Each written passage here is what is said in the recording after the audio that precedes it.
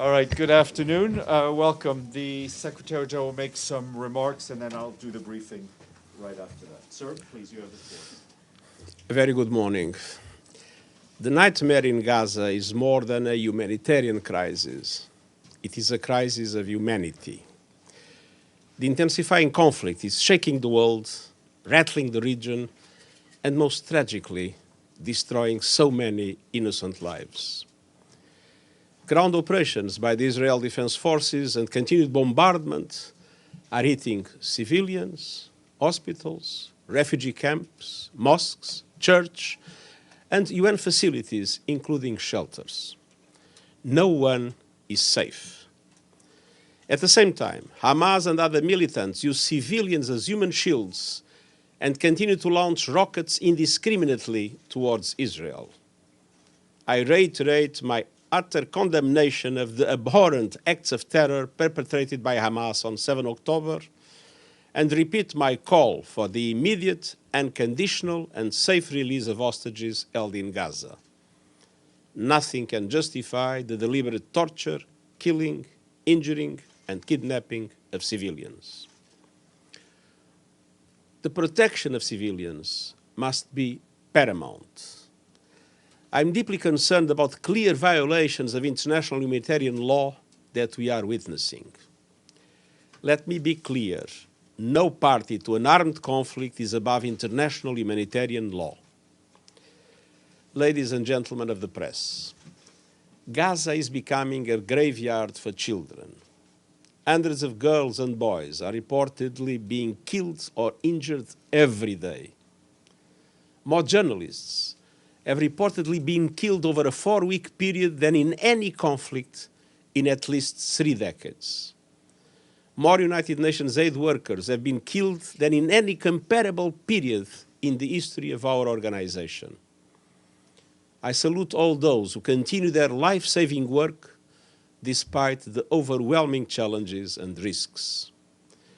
And the unfolding catastrophe makes the need for a humanitarian ceasefire more urgent with every passing hour. The parties to the conflict, and indeed the international community, face an immediate and fundamental responsibility to stop the inhuman collective suffering and dramatically expand humanitarian aid to Gaza. Today, the United Nations and our partners are launching a $1.2 billion humanitarian appeal to help 2.7 million people. That's the entire population of the Gaza Strip and 500,000 Palestinians in the West Bank, including East Jerusalem. Some life-saving aid is getting into Gaza from Egypt through the Rafah crossing. But the trickle of assistance does not meet the ocean of need. And let's be clear, the Rafah crossing alone does not have the capacity to process 8 trucks at the scale required. Just over 400 trucks have crossed into Gaza over the past 2 weeks, compared with 500 a day before the conflict. And crucially, this does not include fuel. Without fuel, newborn babies in incubators and patients on life support will die. Water cannot be pumped or purified. Raw sewage could soon start gushing onto the streets, further spreading disease. Trucks loaded with critical relief will be stranded. The way forward is clear. A humanitarian ceasefire now. All parties respecting all their obligations under international humanitarian law now. This means the unconditional release of the hostages in Gaza now. The protection of civilians, hospitals, UN facilities, shelters and schools now. More food, more water, more medicine, and of course fuel entering Gaza safely, swiftly, and at the scale needed now.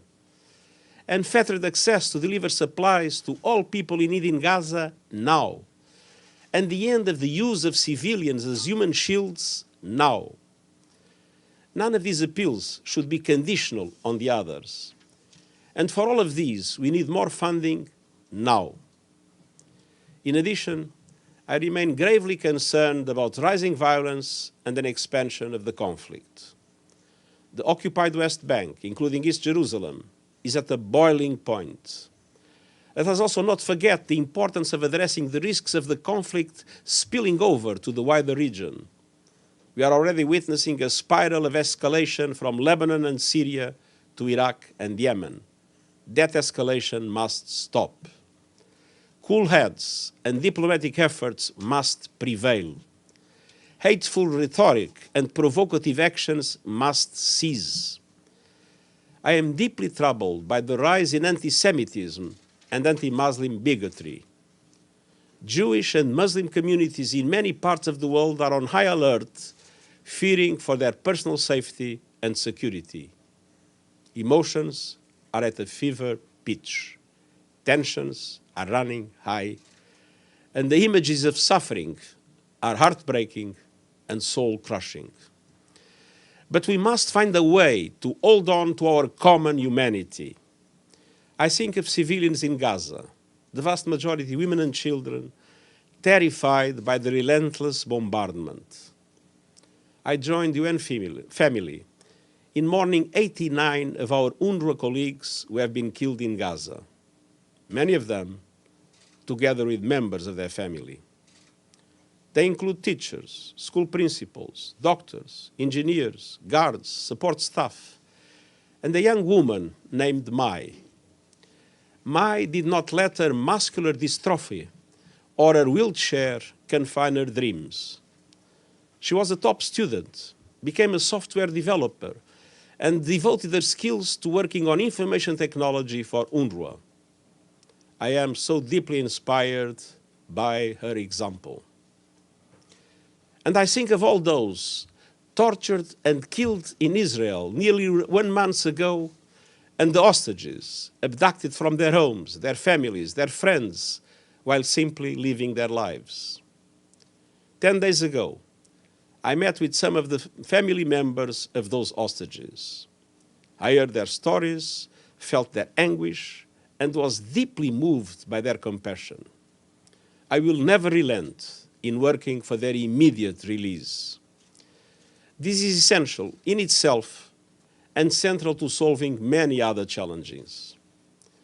One mother movingly shared with me her desolation over her abducted son, Ersh.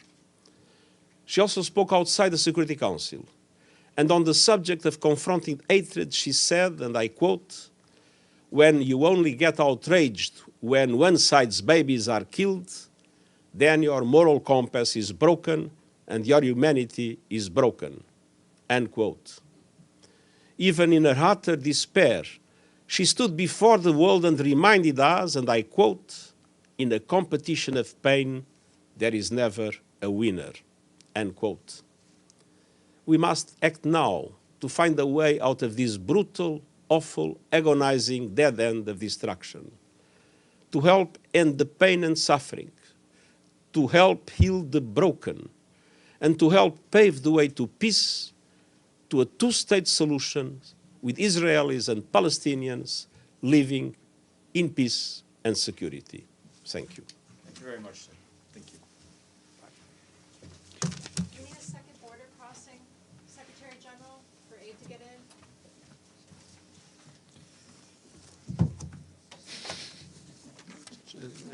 Try. You might as well try. I mean, you know, I think I'm going to try walking out like that too. We'll just chase you. Yeah, exactly. You don't have bodyguards. All right. Sorry, give me 2 seconds.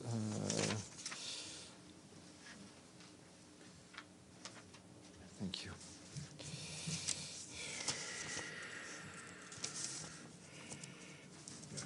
Yeah. Yeah, but over there then. On the other side? Yeah, please, thank you.